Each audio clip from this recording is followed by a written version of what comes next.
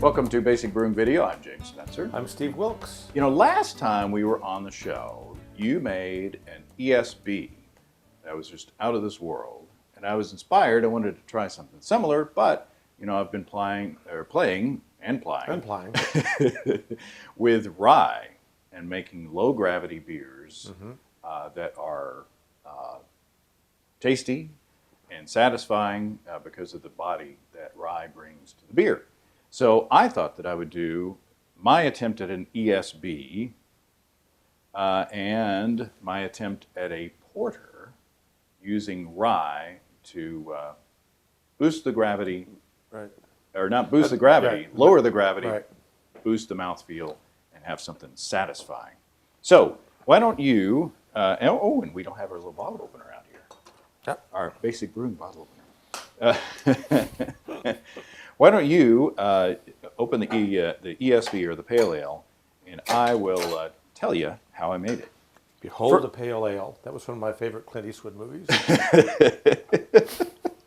Pale Rider Ale.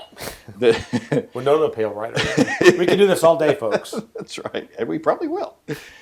First off, I started off with 2 pounds or 910 grams of Maris Otter. 1 pound or 450 grams of malted rye, and 8 grams of chocolate malt, just to give a little color and flavor. And I mashed in 3 gallons or 11.4 liters of water at 151 degrees Fahrenheit or 66 C for 60 minutes. For hops, I used 16 grams of EKG, East Kent Goldings, at 60 minutes, 1 ounce or 28 grams of EKG at flame out. And I used Nottingham yeast. I believe that I rehydrated that.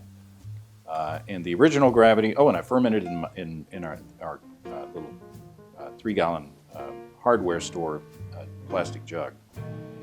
The original gravity was 1041. The final gravity was 1010. So it's a little bigger than I expected it to be. So the ABV on this is 4.1%, around there somewhere. So, have a taste. Cheers. See what you think. It's a pretty beer.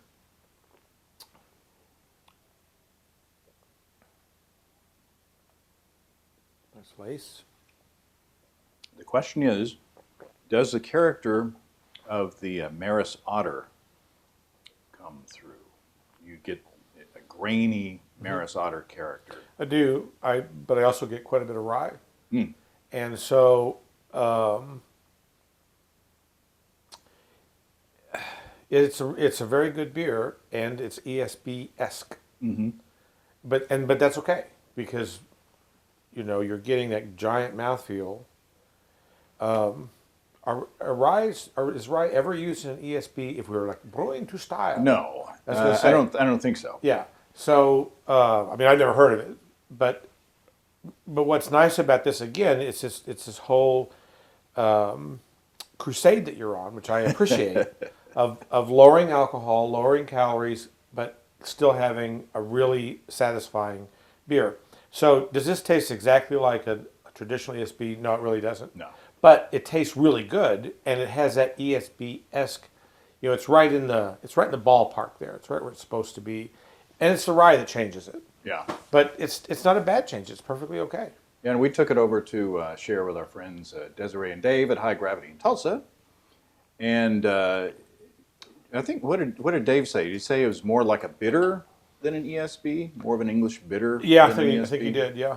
So, you know, it's not necessarily an ESB, but it's a take on it. Right. I get the English hops in there, certainly.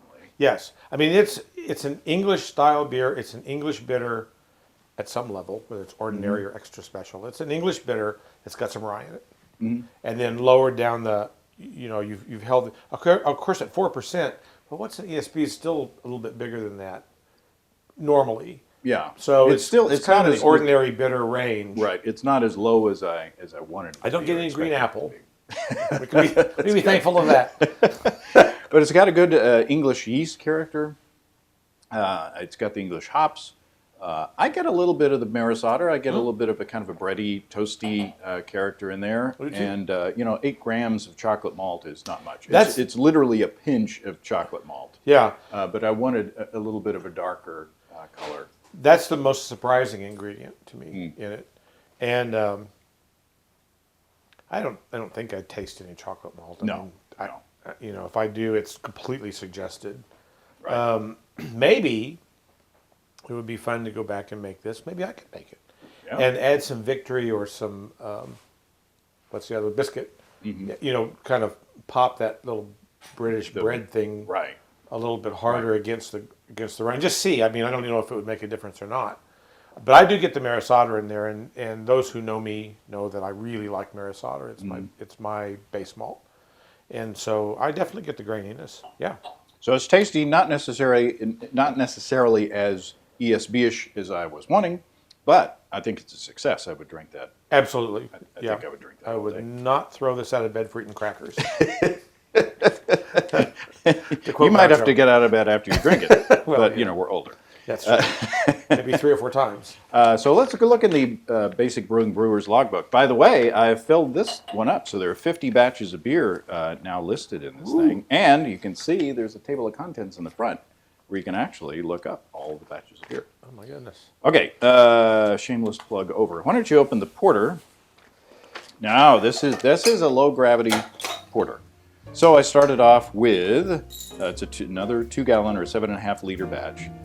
2 pounds or 910 grams of malted rye, 6 ounces or 170 grams of chocolate malt, 6 ounces or 170 grams of black patent, 6 ounces or 170 grams of 120 Levavon crystal. Again, I mashed in 3 gallons or 11.4 liters. I rested at 152 degrees Fahrenheit or 67 C for an hour.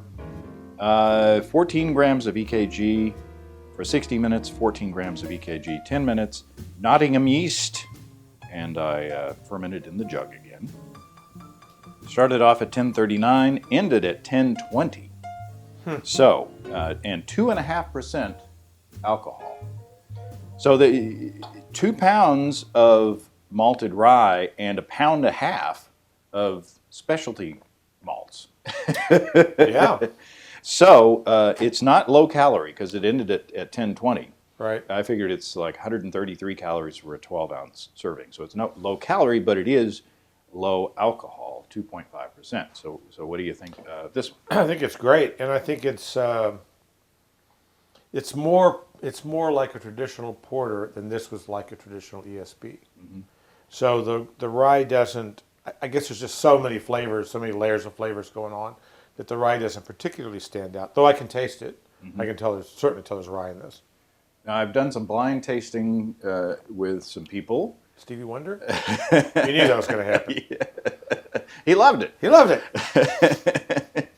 it. He's superstitious. But anyway, I took it down to our homebrew shop, our local homebrew shop, the Home Brewery, and Andy and Bruce sampled it. Andy thought it was 6.8% alcohol. Bruce said 6%.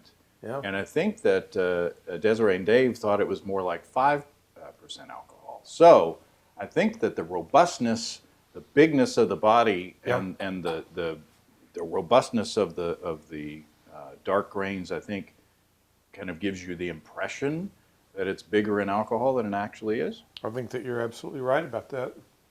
It drinks a lot bigger than it is, clearly, and boy, it finishes really clean. Maybe that's the Nottingham yeast. I don't know, but the linger that's left on my palate is the chocolatey roastiness. That's what's left. I get the rye in the drink. As I drink it, I go, oh, no, there's rye in that, but it doesn't finish like a rye beer. I don't finish with this sensation of having eaten some pumpernickel. So, see, I guess I'm not as sensitive to the rye character as you are, because to me, these beers the rye doesn't jump out at me as much. Maybe it's just because you've been making rye beers for about 2 years now. It just tastes like beer. That's just beer, right? But I think that, obviously it's got a lot of body in it, but it's not too sweet. It's not. I mean, you would think that something with as much imbalance of specialty malts would be something syrupy, sweet, and unbalanced. But to me, it's a really good drinking beer. Yeah, I'd be tickled to have either of these served to me with great frequency. They're really good beers, and again, I go back to this applauding you for really exploring how to bring rye into it as a means to boost mouthfeel and to boost body and make the beer seem like it's those giant beers that we all kind of got used to. The big trend of brewing, so they're getting they're bigger. bigger and bigger and bigger, and yeah, after a while it just kind of wears you out. But on the other hand, what makes them nice is that they're big, flavorful beers. Right. And so the other night, what did I have? They were commercial. No, one was mine. I drank it. It was it was one of those ESBs. Right. And then I drank. Actually, they're all mine. Duh. And then I drank that Ancho Cherry smoked concoction that I made, which was really good. But that's a big beer. Right. It's like about 8-something%. Yeah. So I had some of that, and then I went back and had some more of the ESB. And when I went back to the ESB, it was like tasted like water. Yeah. And it was just like, but that's not a little beer. Right. So I don't know. I don't know where I'm going. Well, it's with that all story, about perception. It's all about Yeah. what you're used to. Yeah. And if you drink something that tastes watery, you're not going to be satisfied. So that's the challenge. I had to drink 5 more. Just to... Not really. This has been a dramatization. That's right. These are paid actors. I'll get my stunt double. Checks will not be honored. Yeah. So anyway, Okay. I've got another rye beer in the works. So we will not talk about that right now, but I've been posting about it on Twitter, and we hope that will come out well as well. And I've got a hopped mead that we'll have to taste at some point. Talk about. All right. All right.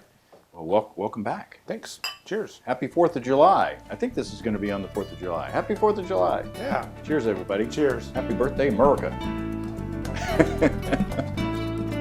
Come and visit us on the web. At basicbrewing.com, you can find archive lists of both our audio and video podcasts on home brewing. You can also find our DVDs, Extract Brewing and Partial Mashing, Stepping into All Grain, Low-Tech Lagering and Decoction Mashing, Introduction to Wine Kits, and our Basic Brewing Brewer's Logbook, where you can track and log up to 50 batches of beer.